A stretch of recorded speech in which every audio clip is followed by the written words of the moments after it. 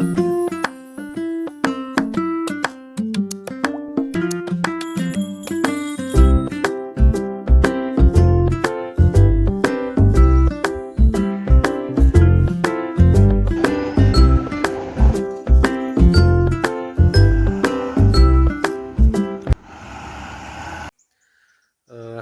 Morning मित्रांनो, शुभ प्रभात. सगळ्यात पहिले तुम्हाला गुढीपाडव्याच्या आणि मराठी नूतन वर्षाच्या हार्दिक शुभेच्छा. गुढीपाडव्यासाठी कालच गावी आलो आहे, म्हणजे आज सकाळीच ॲक्च्युली. सो पूर्ण जो प्रवास झाला तो रात्रीचाच झाला, त्यामुळे काय शूट करता आलं नाही. तर आपली गुढी उभारून झालेली आहे. सो आपण बघू, आता तुम्हाला दाखवतो मी.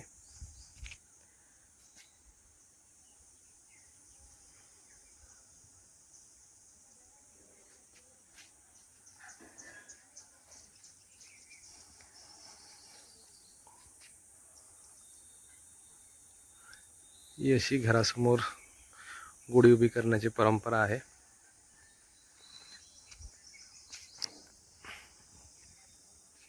हे बघा,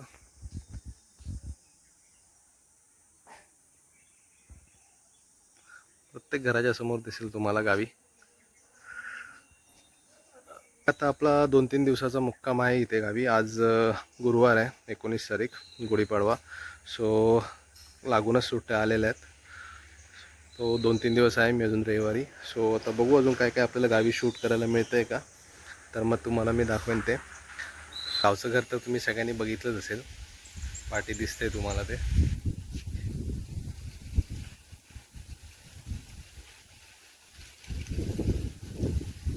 हवा सुटली आहे जबरदस्त.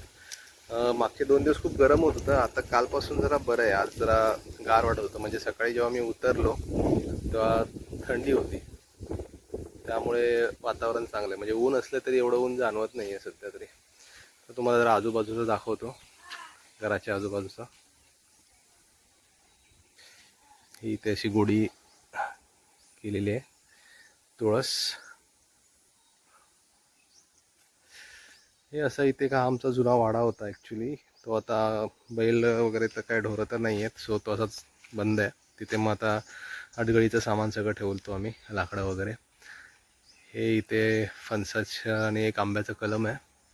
फणस तरी भरपूर आलेत, अजून छोटेच आहेत पण बघू शकता.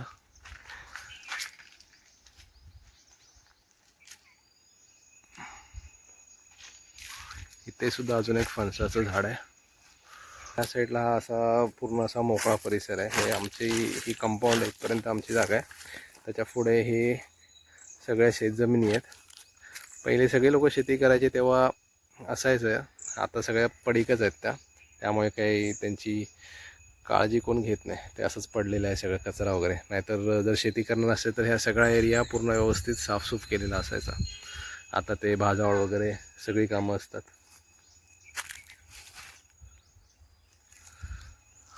हा रस्ता इथून जातो पलीकडे.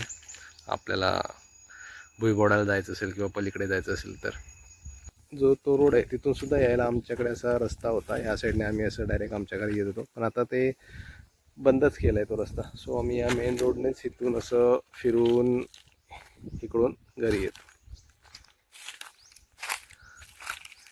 इथे एक आंब्याचं कलम पण आहे, त्याला सुद्धा जास्त नाही आहेत पण 2-3 आहेत. तुम्हाला हे बघा, थोडेफार आंबे धरले आहेत.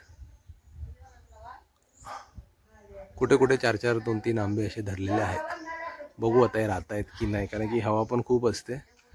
सो मग ते पडून जातात. हे असे खाली बघू शकता तुम्ही, छोटे छोटे फळं त्यांची ती पडून जातात हवेने.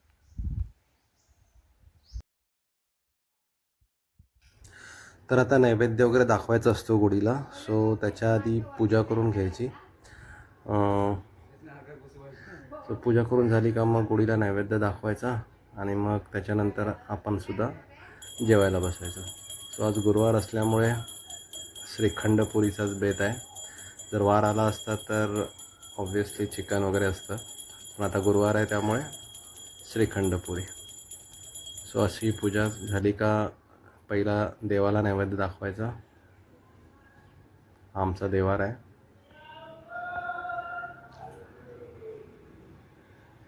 देवाला नैवेद्य दाखवून झाला का मग तुळशीसमोर एक नैवेद्य ठेवायचा आणि तुळशीच्या नंतर मग आपण आपल्या गुढीला नैवेद्याचं पान दाखवायचं.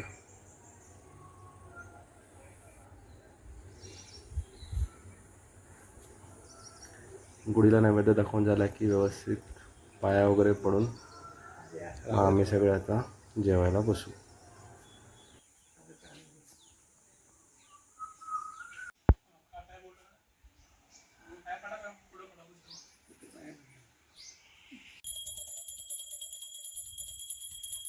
तर आता संध्याकाळ झालेली आहे आणि गुढी उतरवायची वेळ झाली आहे. सो गुढी उतरवायच्या आधीसुद्धा तिची थोडी पूजा केली जाते. पूजा करून सर्वजण आम्ही तिच्या पाया पडलो आणि मग आता ती उतरवायला घेतो. व्हिडिओ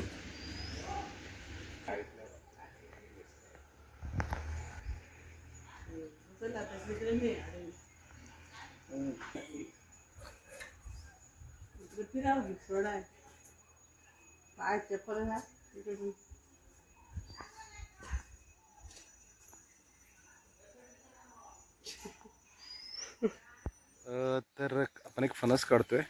अजून फणस तसे कवळेच आहेत, अजून कसे पिकले नाही आहेत, पण तर मुंबईला नेण्यासाठी आपण एक फणस काढून ठेवतोय.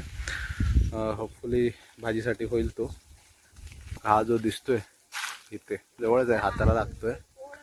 हा बघा, हा काढतोय आपण.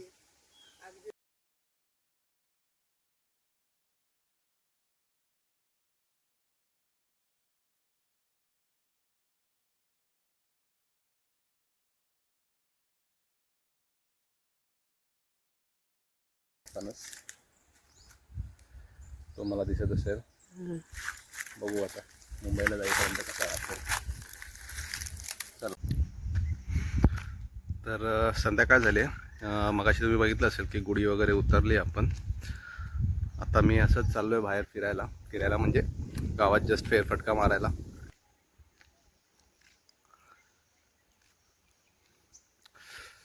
सगळं सुमसान आहे. शिमग्याला जेवढी गर्दी होती तेवढी आता काही नाही, सगळी लोक गेली मुंबईला रिटर्न. आणि पाडव्यासाठी जास्त काही लोक कोण येत नाहीत गावी. जे घरातले मेंबर असतात तेच करतात. मी 2-3 वेळा आलेलो होतो गुढीपाडव्यासाठी, जेव्हा इथे कॉलेजला असायचो कणकवलीला. सो आता खूप वर्षाने आलो.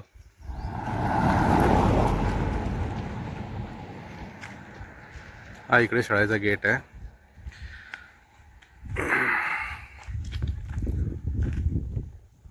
मी मागच्या व्हिडिओमध्ये बघितलं असेल, मी पूर्ण शाळा आतून दाखवली आहे. आणि हा इथे जो समोर दिसतोय तो पूर्ण सह्याद्री.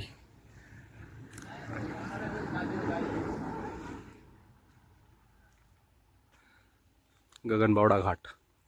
तिथून गेले की सरळ इथे वरती गगनगिरी महाराजांचा गड आहे, दिसत असेल.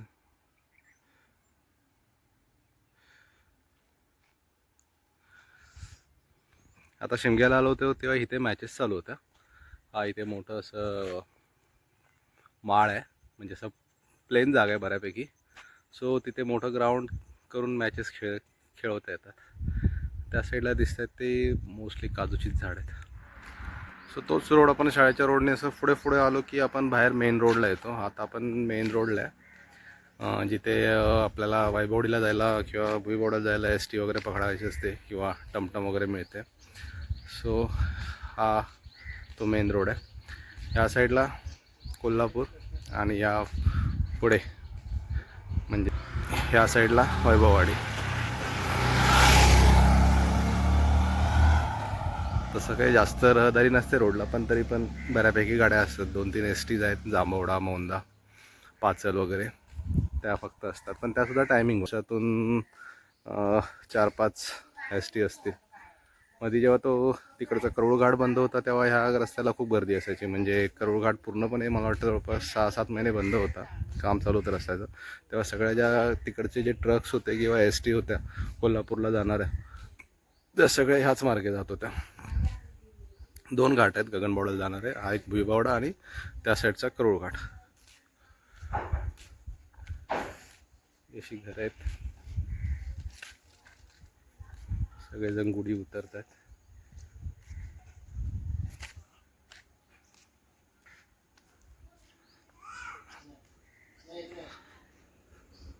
ही बघा ST आली आहे.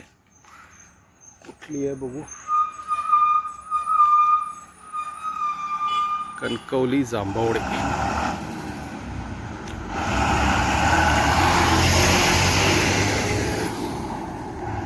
ही आता इकडे जांभवड्याला गेली. हा सर रोड जातो कोल्हापूरला.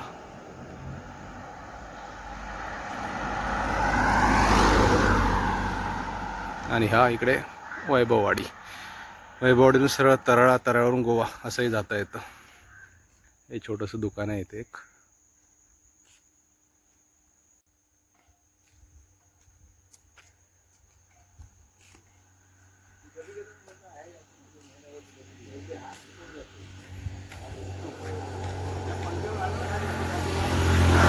काय हा बस स्टॉप आहे इथे. इथे सहसा बस थांबतात तिरावडे. पहिले आम्ही इथे यायचो जेव्हा STने गावी यायचो मुंबईवरून, तेव्हा आमचा हा स्टॉप असायचा. इथे आम्ही बसायचो. इकडून खालून तिथवलीवरून ST यायची, तिथवली मुंबई. सूर्य मावळत आलाय. तर मित्रांनो, हा आजचा व्हिडिओ मी इथेच संपवतोय. गुढीपाडव्याच्या तुम्हाला पुन्हा शुभेच्छा. व्हिडिओ जर आवडला असेल तर लाईक करा, चॅनलला सबस्क्राईब करा. आणि बघू आता उद्या कुठे गेलो बाहेर तर ते व्हिडिओ मी शेअर करेनच. सो आता बाय बाय. थँक्यू.